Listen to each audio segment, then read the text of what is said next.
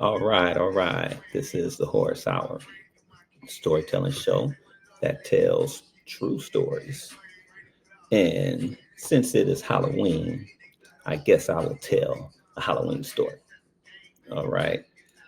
Well, I was working at McCormick Ambulance, and when I was working there, you could have people come on as a ride along. And this particular night, my ex wife wanted to ride with us. And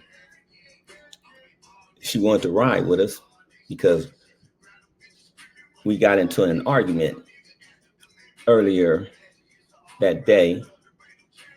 And she was mad because when I got off of work, I didn't wash the dishes. So I told her that, we work 24-hour shifts. I said, there ain't no way that I'm going to work a 24-hour shift and then come home and wash some dishes. Since you're the one at home all day, you wash the dishes. And so, we made one of those kind of bets, that I said, you couldn't do my job and then have any energy to come home and do anything. But you're at home already, taking care of the kids. I said, shoot, I can do that. And the house will be clean. I said, that's no problem with me. So she wanted to come on that ride along just to see how you know, what kind of shifts I work and, what kind of job I really had to do. And so, we got permission from the owner of the company for her to do a ride along. And so I was so glad that she came on this ride along because she said if she loses that bet, she's going to give me a blowjob every time I come home and I see a dish in the sink. She'll just give me a blowjob right then and there. I'm like, what? Okay. So she, she comes on this ride along. Now, the first couple of calls we get, just some regular calls. It wasn't uh, too bad. It was, of emergency calls. I think the first one was a traffic accident, and the second call we had, it was somebody with a complaining of chest pain. And that's a little bit more serious, but you know, the call went real smooth. When you get there, they having chest pain, give them the oxygen, take them to the hospital, you know, real smooth. But now we get this later at night, okay? And it's a Friday night. So whenever it's a Friday night and a full moon and you in the city of Los Angeles, it's gonna be a whole lot of creepy things going on. It's gonna be a whole lot of violence going down. You can believe that. Okay. So the call we get is late at night. It's kind of raining a little bit. And we get a call saying that uh, we only had one patient and that everybody else in the house was deceased. We not really understanding that call. We just thinking that, okay, it's going to be a real simple call. So the sheriffs are there first. I go up the stairs. I go through the door. It was the most horrific, horrible crime scene I have ever witnessed in my life. It was dark. I walk in and I hear this squish, squishy sound while I'm walking on a carpet. I stop because I see a pile of bodies stacked up on top of each other. And one of the sheriffs, is standing next to these bodies. And he says, I'm going to have you help me move some of these bodies. I can't tell how many bodies are stacked on top of each other. I mean, it was a bloody mess. It was so much blood. It was blood dripping up off of the ceilings. I thought that since it was raining, it was a leak in their roof. And the officer tells me, don't look up because that's not water dripping on you. But you know how that goes. When somebody says, don't do something, you do it anyway. I looked up and a chunk of brain matter splashed right in my face. Brain matter and chunks of blood and hair was dripping all on my uniform. I was in such shock. I started screaming, get this off of me. And the officer was just kind of shaking his head. It was like, what is he going to do? So I tell him, go downstairs. There's a trainee inside my ambulance. I said, tell them I need them to bring the oxygen. Okay. Now the patient I got to get, and my partner, he's outside too. He's standing outside. I'm the only one that's from the ambulance that's there first because, I want to check out the scene before we bring up our equipment. So I tell my partner and my ex-wife to get the oxygen and all that stuff to come in because I want her to see this mess. Okay. She comes in, she sees it. It's so disgusting. She almost threw up. She had to turn around and go back outside. And she runs back down the stairs. So now it's just me and my partner in there, my partner, Gabriel. And so now Gabriel, he was a funny character. It was like, no matter how bloody that crime scene was, it didn't bother him.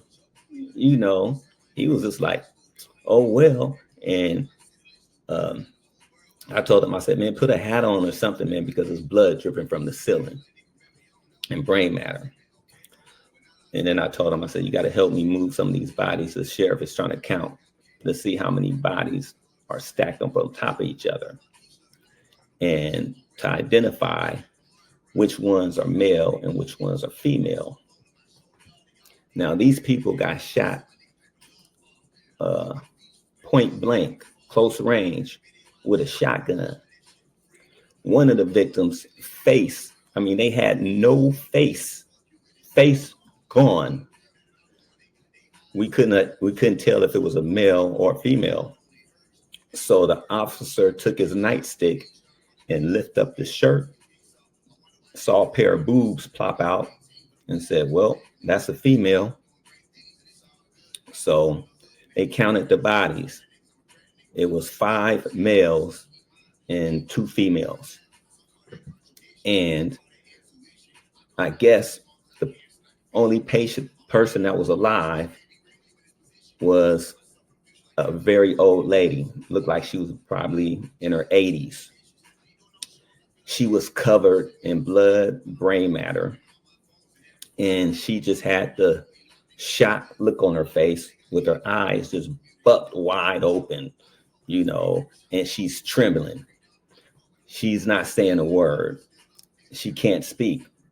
Now, I don't know if she was just an old lady and she was just like that already, or if her witnessing 7 people getting shot close range with a shotgun, if that's what was making her not able to talk or respond to anything we were saying.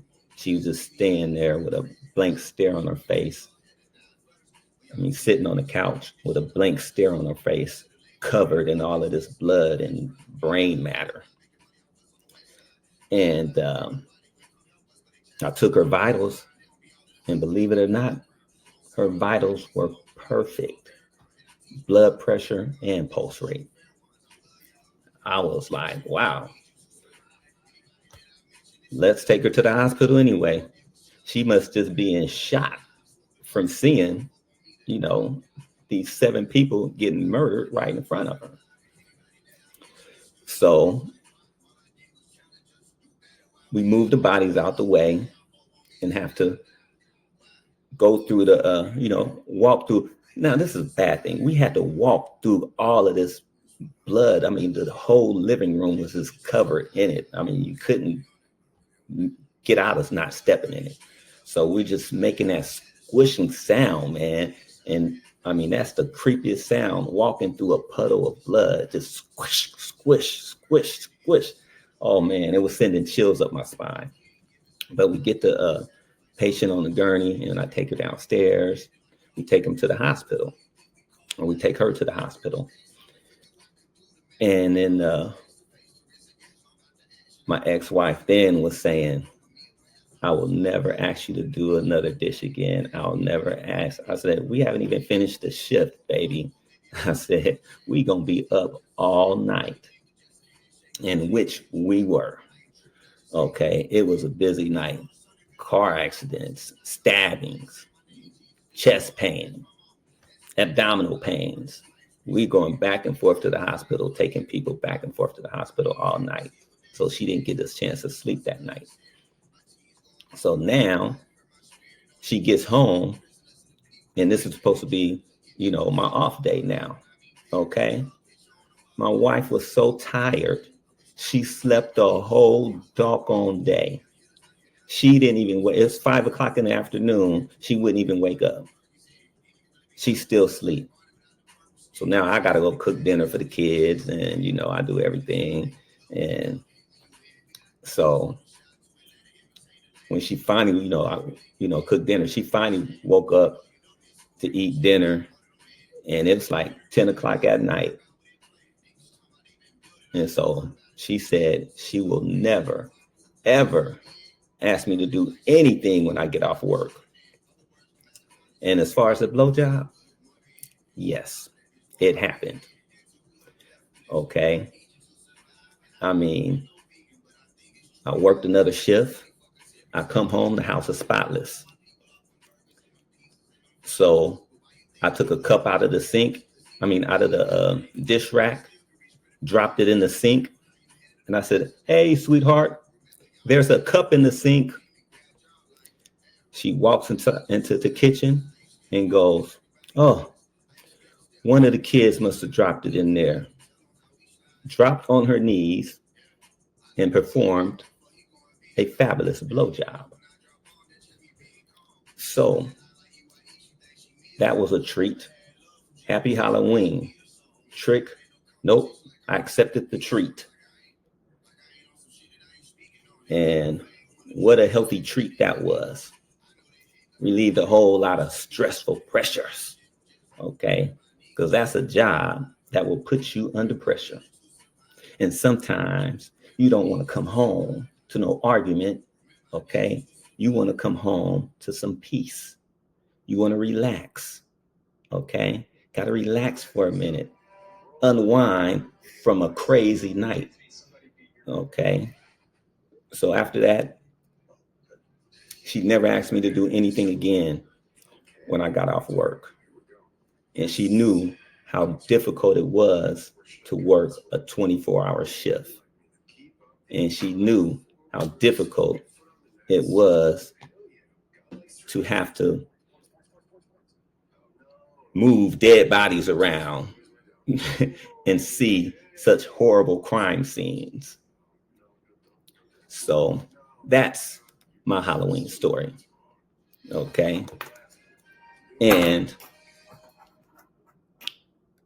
that is not the most horrible thing that is going on in the world today. To me, the most horrible thing in the world today is an innocent man being locked in prison in a maximum facility when he is completely innocent, and when this person came here to raise the vibration of the planet, of this earth, unite people together in love and harmony. No one with these qualities should be in prison, and especially in a maximum security prison, being tortured. Somebody with such love in their heart, with such knowledge, why would they be in prison? For teaching the truth to all beings on this planet. But you know how it is when you get someone that tells the truth and shines a light on people that are evil, shines a light on corruption that's going on in this country, sheds a light on the corrupt justice system, a light on the corrupt religious system,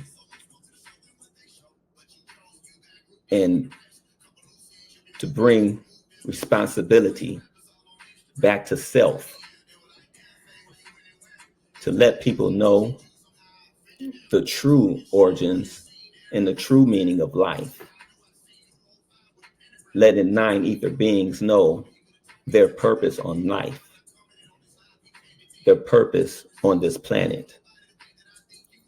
We're supposed to be gods and goddesses, showing love and letting it be more than just words coming out of our mouth, but use the action, use the knowledge, and take action and raise the vibration of this planet through love, unity, and harmony. So having Dr. Malachi Z. York falsely imprisoned is the biggest crime that America has ever committed. And that's all I have to say about that. Because all you fake religious leaders out there who know Dr. Malachi Z. York and have not said anything about it, have not been on your platforms, using your influence to tell people about this injustice, lets me know that you are not a true spiritual leader. Use a fake, use a phony. And I'm talking about all of them because Dr. Malachi Z. York did the 3 major religions. Okay, Christianity,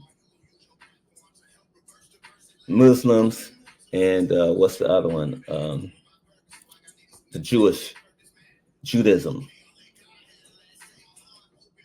You don't see any leaders, especially the Muslims and the Moors and all them, talking about, you know what, especially Farrakhan. That's supposed to be your brother. So you have your brother. This man is supposed to be your brother, and you have not mentioned him.